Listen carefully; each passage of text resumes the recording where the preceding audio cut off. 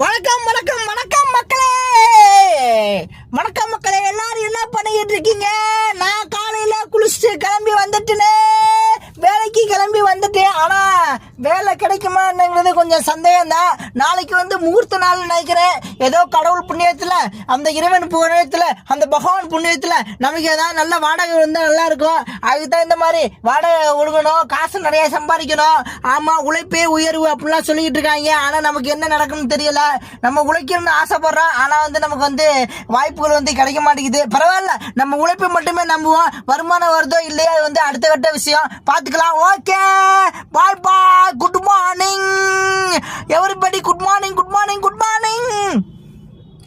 CNG போட போறேன்.